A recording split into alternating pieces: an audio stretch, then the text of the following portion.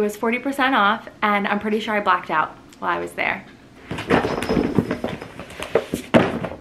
Books literally everywhere right now around me. Action. Hi everybody, and welcome back to my channel. Today I have a massive book haul that goes directly against what I said in my last video, which was that I'm trying to spend less money on books this year. I said that in the beginning of January, and here I am with over 50 books that I've bought just this month. So without further ado, here are all of the books. First up, I have a cute little journal that I got from Urban Outfitters. It does say Sagittarius on the cover, and it is gold thread. It was part of the Urban Outfitters 50% off sale, so all of their planners and journals were 50% off last weekend. Next up, we'll be going through the nonfiction books that I added to the collection. First, we have How the Word is Passed by Clint Smith. So How the Word is Passed is about the history of slavery in our nation and how it has a really big hand in shaping our current political situation and just a lot of different aspects of our culture and our communities. So Clint Smith actually traces locations from his own family's history in this book. It is nonfiction. I am really looking forward to it. One of my big interests in terms of nonfiction books is race relations in the United States. So I think that this is going to be a really great addition to the other books I have that are more focused on race and education in the States, where this focuses on a bit of a broader history. The Color of Law by Richard Rothstein. So this is a book I actually already finished in January, and it was my first nonfiction book of the year. It talks about the history of redlining in urban and suburban neighborhoods, and it talks about how there are still to this day regulations in resale agreements in different neighborhoods and for different houses that specifically say that you cannot sell the house to a minority group, or you can't sell it to a black person, or you can't sell it to somebody who is not in the majority of the racial makeup of that block even. There is a second book coming out this summer that he is writing, I believe, with his daughter. So I'm going to be interested in picking that up. I did listen to this on audiobook, and I liked it so much that I picked it up so that I'd be able to make some notes in it and do some annotations for myself for the future. So the next book we have is called Happy Teachers Change the World, and this was written by two authors, Thich Nhat Hanh and Catherine Weir. So it is a guide of sorts with research and different activities that you can do to practice mindfulness as a teacher and to encourage mindfulness in your classroom. And Thich Nhat Hanh is one of the leading Zen teachers in the world. So it's just a way to really bring that into your classroom as a teacher. So it's really more about creating a positive and mindful classroom community, which I enjoy because I have a pretty big social emotional learning focus when it comes to being in the classroom, and I think that being able to show students how to be mindful and how to practice mindfulness is something that they will be able to further develop as a skill and take into the future with them. Next up, we have a book that I picked up in Ithaca. It is written by somebody who is a professor at Ithaca College in the Psychology and Education Department. It is called Pedagogy as Encounter, and it is a collection of essays that are written in a memoir format that talk about how encounter in the classroom is a specific type of pedagogy and how we can look at it as teachers and what takeaways we should be looking for when we're having encounters with our students. I wanted to support a local author while I was in Ithaca, and I was also interested in picking up something that would be relevant to me as a teacher, so this is what I landed on. Now we are getting into my climate-focused books. So these are all focused on climate change, gardening, and plants in the outdoors. The first one is No Planet B, which is Teen Vogue's Guide to Climate Change and Climate Activism. So it is edited by Lucy Diavolo, and it is a series of different essays and perspectives by climate activists all over the world. All of the climate activists are from Young Voices. It talks about why we should have hope for the future, the things we can do to combat the climate crisis, the things that we should care about, and kind of how to look at what it means to be a political activist in the climate realm. Our next climate book is Fen, Bog, and Swamp by Anne Proulx. This one is specifically about peatland destruction. We know better and we know the importance of different types of habitats. It's something that we should pay more attention to and focus less on draining these areas and more on cultivating and protecting them. Next up, we have Reclaiming the Commons by Brian Donahue. This is a book that speaks specifically about his community in New England and how they saved their common areas in their town and actually built a community garden. So it talks about the importance of open community areas and community green spaces in a neighborhood, a town, or a city. And then it also talks about the things that you can do with those common areas that will help your neighbors. So in this case, they ended up making a huge community farm, and they mapped out in their town where the community green spaces were and what they would do with the different spaces. Speaking of green spaces, we have Lawns into Meadows by Owen Wormser. This talks about how a mowed grass lawn is not actually healthy for the environment and creates an unrealistic amount of rain runoff that our sewer systems were not designed to handle. So he talks about changing lawns back into meadows and the benefits that there are in doing so, and kind of how to do it in your own local area, making sure that you are, planting native plants and not invasive plants, and just some of the nature and ecological benefits that come with changing your lawn into a meadow. Next up, we have Plant Magic by Christine Buckley. This is Christine's first book that she's published. It talks about the healing properties of different plants and what plants you can use to substitute some more basic medical remedies that we might have. So it's more of how can we use our yards, our green space to plant something that will eventually help us in the long run, not just because it's beautiful to look at, but because it's actually helpful, for our bodies. Next up is a bit more basic in terms of gardening. It's called Carrots Love Tomatoes by Louise Riot. She is a very famous gardening author, and Carrots Love Tomatoes is a companion guide for fruits and vegetables. So it basically just tells you what plants grow best next to each other because they're not competing for the same soil nutrients. Next up in our gardening books, we have the Month by Month Gardening Guide. This is by Franz Baumig. It is actually a translated work, so I guess I can add that to my goals for the years, that I have translated work in hand at the moment. It is essentially just a month by month, season by season, what to do when to plant, when to start, when to buy, etc., etc. And we have The Tiny But Mighty Farm. This is by Jill Reagan. She is the owner of Whispering Willow Farm, and this is her first book. So she talks about how you can really have a great experience with a backyard mini farm, the different plants that you can grow, how to have a high yield, how to be successful, and just different tips and tricks that she's learned along the way. And it's also more of an introductory.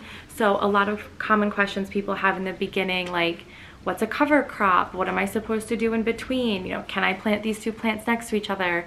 How do I get my kids involved? How do I collect rainwater? So it really touches on all of those different topics. And she also talks about her own journey with her farm and how she's built it up into the successful experience that it is today. Finally, with our outdoor gardening, climate, nonfiction books, we have Small Plot High Yield Gardening. So I tried the square foot gardening method a few years ago with my mom at my parents' house. This takes a different look at like the old school victory garden and different ways that people would recommend you to use your land, and it just kind of talks about how you can increase your yield when you really don't have that much space. So between these two, the Tiny But Mighty Farm and Small Plot High Yield Gardening, I think it will really show how to get the most out of a smaller area. This is certainly going to help me with that, I hope. The last nonfiction book that I have that I actually almost forgot because it was upstairs in my school bag is Why Don't Students Like School? It is by Daniel T. Willingham, and I'm currently reading it for my adolescent psychology class in my grad program that I'm in. Not that far into it yet, still have a lot to go, but we're basically reading like 2 chapters at a time for my classes, and I like it. It's pretty interesting. The next stack, I have Why I Write by George Orwell. Idea of it is discussing kind of why writing is important, why the types of words and the language that we use is important, and I thought what better little intro to that than this little book. Walt Whitman's Leaves of Grass. It is just a really beautiful edition, and it's actually my first edition of Leaves of Grass that I will own myself. Here's the title page, and then as you go through, it just has that nice like quality paper that I like, and I thought that it would be really nice to kind of annotate, go through, and then also in the future if I needed to. I do prefer using hardcovers for making photocopies, so I'd be able to make photocopies of this more easily, and I just thought it would be kind of a nice attractive addition to my shelf of books that I want to have available to my students in the future. Final nonfiction for this book haul is Spare by Prince Harry. I have not actually read this yet. I am on the waiting list for the audiobook at my library. I prefer to listen to memoirs as audiobooks, especially when they're read by the author. Moving on to the picture book selection. I bought some picture books because they were all included in the 50% off hardcover sale at Barnes & Noble, and those that were not in the 50% off hardcover sale were included in the 40% off closing sale. So I got The Oldest Student. This is How Mary Walker Learned to Read. It was written by Rita Lorraine Hubbard and illustrated by Oge Mora, who is a Caldecott Honor winner for illustration. It is actually nonfiction. It is about a woman who was born into slavery and then learned how to read. And I just think, you know, the story that it tells is really great, and the illustrations, like the paper cut illustration style, is so beautiful. So I like this idea that, you know, it's never too late to learn something, and that's something that I will definitely want to teach my future children. And I also like having picture books even in a high school classroom, because high schoolers are just big kids on the inside, and there are times that they really get into kind of being read a picture book. The next picture book I have is El Mitten by Jan Brett. So this is the Spanish version of The Mitten. The Mitten is one of my favorite children's books. And for those of you that don't know Jan Brett, she is both an author and an illustrator. So she writes and illustrates all of her own books, and then this is just the translated version. Next up, I have 2 books by Joanna Ho, and they were both illustrated by Dung Ho. So first we have Eyes That Kiss in the Corners. This is a picture book about how the typical Eastern Asian and Southeast Asian eye shape is more almond and come together in the corners, and it's about a little girl who reflects on her eye shape and kind of follows her. She talks about why she's proud that she looks the way she does. And then it's brother book, I guess you would call it, are Eyes That Speak to the Stars, also by Joanna Ho, illustrated by Dung Ho. So it's the second book essentially in this Eyes series about almond-shaped eyes. Now we have 'Twas the Night Before Pride. So this was written by Joanna McClintock and illustrated by Juana Medina. So there's a bit of a twist on the like night before Christmas concept. I think the inside of this book is so beautiful. That's one of the things I love about children's books, are just the illustrations. And then this was one thing that I noticed that I think someone else had pointed out as well. But even in this picture, you can see right here that she's wearing a Dexcom. So there is some diabetes and disability rep too. I'm sure if you looked closely in this picture, you would find a ton of different representations, which is why I love these types of books, because little kids will really spend so much time looking. Like even just now, this man right here. He is blind and he's using a cane. I love what it represents. And then finally, this was like the most expensive children's picture book that I got. It is The Night Before Christmas. It is the heirloom edition that comes with the audiobook, a CD with additional illustrations, and it has a gigantic fold out right in the middle of the book. As soon as I saw the cover, I recognized it as the same cover that I had in the copy at my parents' house growing up. So I knew that I would want to grab this for my future kids one day.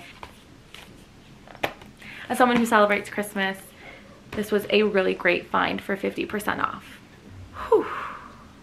Now that we got through our nonfiction and our children's books, we are going to go into our classics. So I have a few different formats of classics. I have some No Fear Shakespeare, and then I have some special editions. A special edition of Northanger Abbey. They're going with this sort of like floral, flora and fauna vibe. I picked up both Northanger Abbey and Persuasion by Jane Austen. These are both going to be a part of my reading all of the Jane Austen works video that I'll do in the future, since that is one of the goals that I have for 2023. Then for our No Fear Shakespeare, the first one we have is A Midsummer's Night Dream. The next one is Romeo and Juliet. And then finally, I have the deluxe student edition of Macbeth. Next, I'm going to go through my middle grade and YA books that I picked up during the book sale. The ones I have in my lap are solidly YA. This stack back here is like middle grade on top and YA towards the bottom. I'm gonna go through the middle grade first, and then I'm gonna get to the ones that I have down here. I just didn't want them to tip over while I was reaching to the middle grade section. So I just wanted to be able to have some of the really well-known authors and books that are kind of lauded in the middle grade and YA canon, while getting some more current titles in there as well. So the first up, we have Touching Spirit Bear by Ben Michelson. I was not sure about picking up this book because I felt like the aspect of using the Native American culture, I wasn't sure how I felt, since Ben Michelson, it's not said whether or not he is Native himself. And reading his little like author synopsis in the back, I kind of had to laugh because he actually has a 700-pound black bear. And even though I haven't read the book yet, I think it's going to end up being more kind of about the relationship with the bear than like the Native American aspect of it. If you've read it and it's something that I should pump the brakes on, let me know. So it's something that I have for my future classroom library, but will also be added to my own TBR. Okay. Next up, I have the Crossover by Kwame Alexander. I also have Rebound, which is the sequel to the Crossover. So I bought both of these because they are very popular with middle school and high school boys right now, especially. There is a really big kind of movement, I guess I'd say, towards the novels in verse and the fact that they're written differently than what you would think like the traditional novel would be, while still being organized into like a chapter like progression. So I have both the Crossover and Rebound to add to my future library. I see the Crossover get recommended countless times by other teachers. I will hopefully read both of them at some point, although that will probably be a further down the road project. Right now I just wanted to have access to them so that I could have them in my classroom library starting in the spring. One of my absolute favorite middle grade books of all time, Esperanza Rising by Pam Munoz Ryan. I cannot say enough good things about this book. I enjoyed it so much that I actually saw it sitting in somebody's office and picked it up and just started reading it again in the middle of the book. This is the Scholastic Gold edition, which includes like some bonus content in the back, including some discussion questions and information about Pam Munoz Ryan herself. And just the content of this book, like this book made me want to learn how to crochet when I was growing up. It follows Esperanza. She lives on her family's ranch in Mexico. She comes off as maybe a little bit spoiled. She has everything she could ever want. She thinks that her life is going to be perfect and she's going to be with her family forever. And then a tragedy occurs. Her family ends up going to California, where they essentially become farm laborers, and they're kind of experiencing all this right in the midst of the Great Depression. So it's a really great story for young readers to kind of teach them about hardships and tragedy, and also how you can find, you know, something to live for in the future and something to really like anchor your hope on. I think it's a great book. So good. Another classic favorite is The Tale of Despereaux by Katie D. Camillo. This is a really sweet illustrated version that I picked up off of the shelf. I saw a couple of the other versions as well, but once I saw that this had some additional illustrations in it, I was totally sold. I am a sucker for an illustration, as I mentioned earlier, and even though these they look to be like graphite black and white, I just think they're so precious, and they really like draw you into the different scenes of the story. I'm always reminded of the mouse from the Aristocats, and then I'm also reminded of Jacques and Gus from Cinderella, because they're kind of these like personified mice, and they have opinions and they're fighting for justice, and the fact that his sword is a tiny little sewing needle, I just think it's so cute. I love it. I love it. Our second to last middle grade is Island of the Blue Dolphins by Scott Odell. I loved this book when I read it when I was younger, and I think that it is something that I would encourage students to read if they were looking for a little bit of an adventure or a little bit of something different that is historical, but not in the historical lines of colonization, the British English coming to settle the United States, and really talks from the more indigenous perspective. Finally, for our classic middle grade and young adult literature, we have The Giver by Lois Lowry. If you're not familiar with The Giver, it is about a dystopian futuristic society that masquerades as utopian in the beginning. So it's just a really interesting reflection on society and utopia that's actually a dystopia when you look deeper into it. So I will be rereading this since it has been a while. So it is going on my TBR, and it's also just going to be available in my classroom library. So I'm going to start with that lap little stack that I had previously. First we have Shadow and Bone by Leigh Bardugo. This is the Netflix series cover version. I have heard so much about Shadow and Bone, but I actually have not read it yet myself. I'm interested in coming into the Grisha-verse and seeing what that's all about. I also know that students tend to be interested in things that they can watch on their streaming services. So anything that has the Netflix sticker, even though as readers we often feel like the traditional covers are what we prefer, having a Netflix sticker on a book like this is something that will prompt more reluctant readers to at least pick it up and give it a try. Next we have The Sacrifice. This is by Rin Chupeco. I had never heard of this book until I saw it in the Barnes & Noble 40% off sale, and it sounds fascinating. So it is about the island of Kizap Mata, which is like the vacation destination, or would be, but it's actually cursed. So it's in the Philippines, and the Filipino locals are trying to dissuade a Hollywood film crew from filming a movie on the beach. The locals are saying like, don't do this, but the Hollywood producers, don't care because they want to document the evidence of this curse. So they convince a local team named Alon to be their guide. Online, it's classified as sort of a like thriller. So the fact that they have a YA thriller was something that I was really excited to see. I feel like a lot of YA is either fantasy or romance, and I wanted to be able to have some other options for my students as well. Next we have X, which is a novel by Ilyasa Shabazz, and she is the daughter of Malcolm X. This is a fictionalized work, so when I first picked it up I thought that it might be a memoir, or I guess more accurately a biography of her father, or a memoir of like her memories of her father, but it's actually just a fictionalized history of Malcolm X and what he experienced when he was 15 years old. This is a thick book.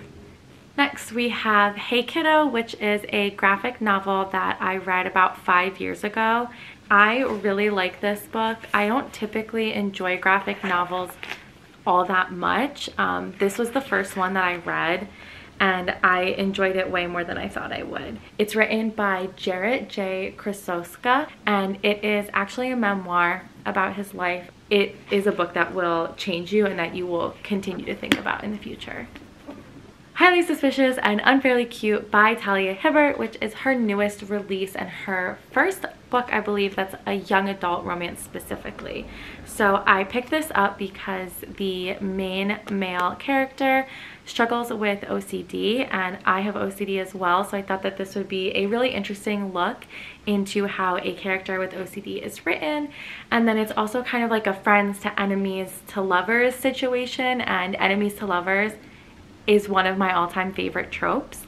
So I'm excited to read this and see how these once friends turned enemies, you know, kind of reunite and come together again.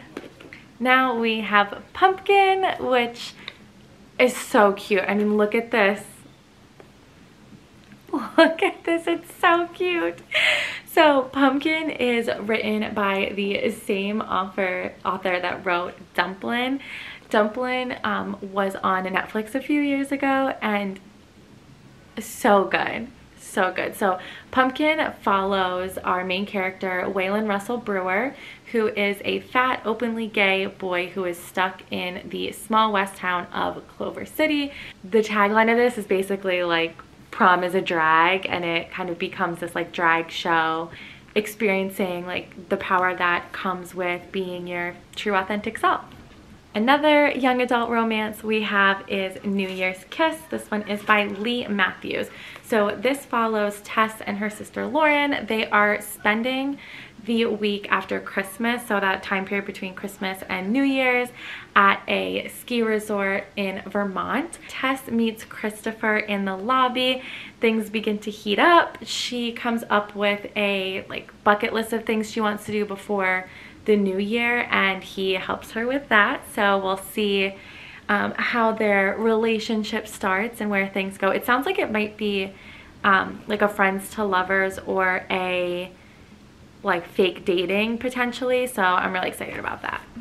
Now we have Blackout, which has several different authors. So it is written by Danielle Clayton, Tiffany D. Jackson, Nick Stone, Angie Thomas, Ashley Woodfolk, and Nicola Yoon. And it follows 6 different couples and what happens during a major power outage in New York City. So it sounds really interesting. I like that it follows a couple of different characters. It reminds me a lot of the movie Valentine's Day, and that's the one that has Ashton Kutcher's in it, George Lopez is in it. It follows a bunch of different storylines from a little kid and his first crush. Taylor Swift is in it, Taylor Lautner's in it. So it seems like it has that same kind of vibe, which I really like, those stories where they all interweave. And I've read several of these authors on their own, so I'm excited to see what else it has in store. Coming up to our last 2 young adult books, we have You Know Me Well by Nina LaCour and David Leviathan. This is the new cover, I believe. When I looked it up, I only found a couple other people who had seen this cover before, but it is a special edition of this LGBTQ plus romance, and it's about Mark and Kate, who have sat next to each other for an entire year but have never spoken to each other. For whatever reason, their paths outside of class have never crossed. They're both queer youth. It follows Kate, who just ran away from a chance to finally meet the girl that she has been in love with, kind of in love from afar. And then Mark has been in love with his best friend, Ryan, who may or may not feel the same way. So they end up running into each other on this night out, and even though they've sat next to each other, they haven't been friends until now. So it follows their story of friendship and figuring out who you are. Then finally, we have An Education of Great Delight by Tahira Mafi. I have heard so much about this book and I am so excited to read it. It's set in 2003, so I guess at this point it would be considered historical fiction. It's following Shadi, and Shadi is named for joy, but she's haunted by sorrow. Her brother is dead, her father is dying, her mother is falling apart, and her best friend has mysteriously dropped out of her life. And then, of course, there's a small matter of her heart. It's broken. So it deals with not just like teenage angst and love, but also what it's like to be a hijabi and a Muslim woman in the United States following 9/11. I think that this is going to be like very interesting. I think it's going to be emotional, touching, and I'm looking forward to it. That was the end of my young adult book section. Now we have a few adult books. One book that I think would be considered a thriller. It's called The Library at Mount Charts by Scott Hawkins. Cover looked really interesting, and my mom enjoys thrillers, so I figured if I didn't like this, I could at least give it to my mom. It's definitely at the very least speculative fiction. Carolyn knows she's a little bit odd, but she figures that's only natural when she spent her life locked away in an infinite library, forced to study at the feet of the man who might be God.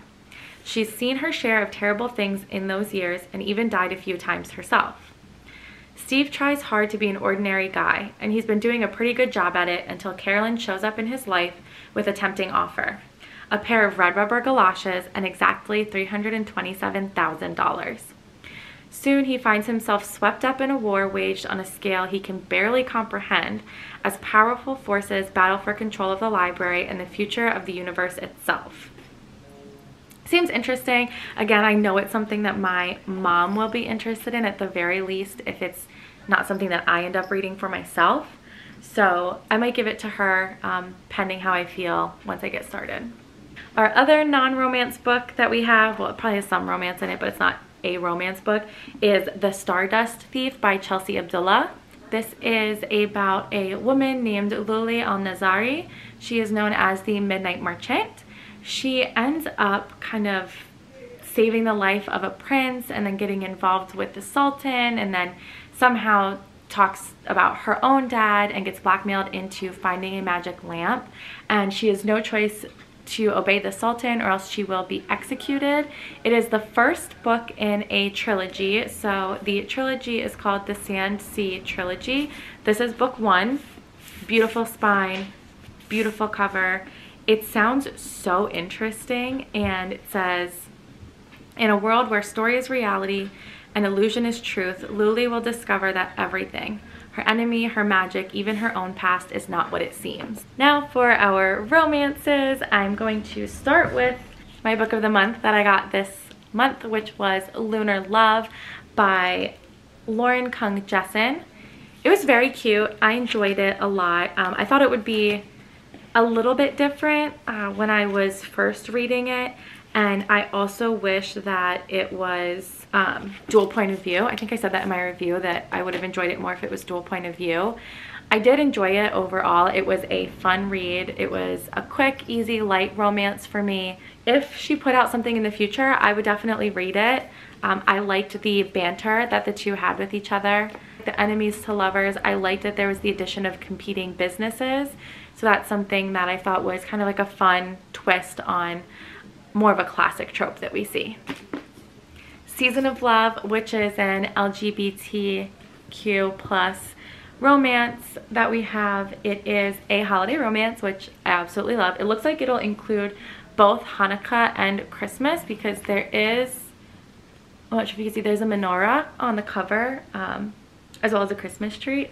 So sweet. It's by Helena Greer. Okay, it's about Miriam Blum and Noelle Northwood, about who should have the Christmas tree farm, who's owning the Christmas tree farm, who gets to keep the Christmas tree farm. And it looks like it's going to be a butch and femme type romance. So, going on the list. Next, we have The Fraud Squad, which is a brand new release. It just came out in January. It's by Kyla Zhao. And this is about Samantha Song, who wants to be part of the Singapore elite society, infiltrate it in a way. Obviously, it's going to backfire. I'm hoping that there's a strong element of a love story in here, so we'll see what happens.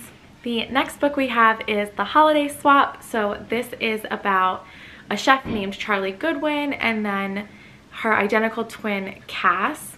So they're actually going to switch places, I believe, during the holiday season. So I'm really excited to see what happens with this. I love the idea of identical twins taking each other's place and seeing what happens. It kind of reminds me of The Holiday with Cameron Diaz and Kate Winslet, where they switched places, although nobody was like mistaking them for each other. So that's the twist of them being identical twins is going to be really fun to read.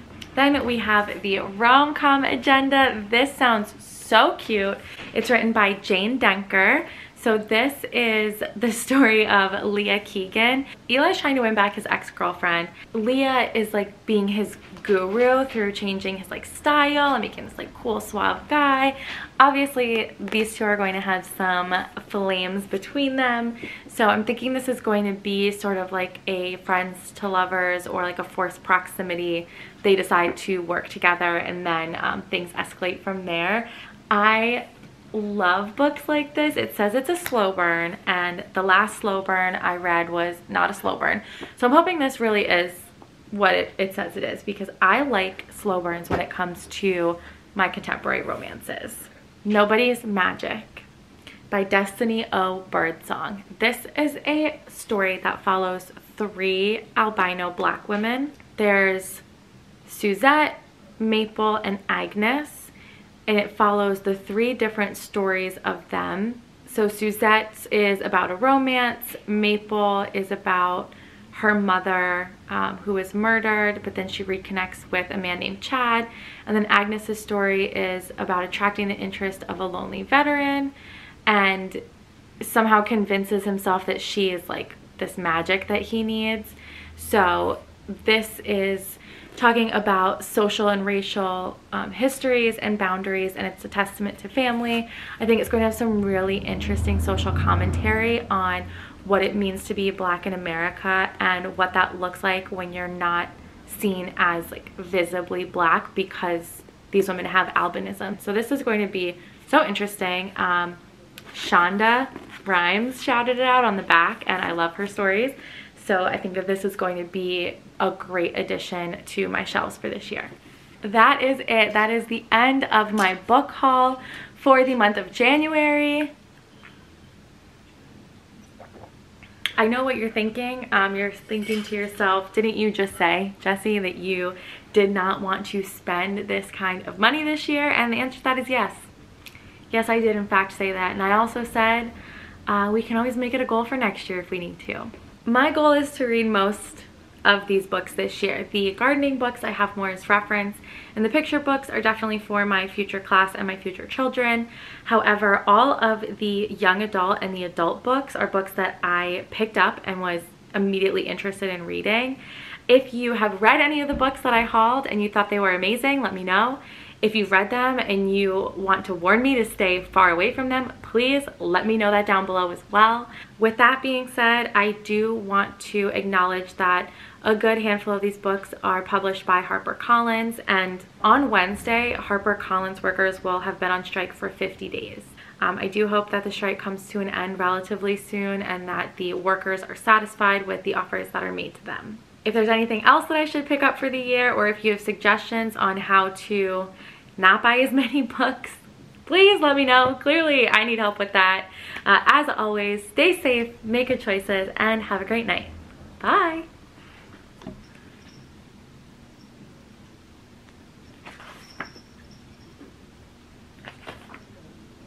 It is gold outside. 40% off. Thich Nhat Hanh. Pretty straight. Thich Nhat Hanh. So cute. I think the illustrations are just so pretty in this. Oh, I love it. Look at him and his dad. Who the heck is Snapchatting me? Barnes & Noble closing. I had no clue what happened. I got to the register and I had 2 baskets and an armful of picture books with me.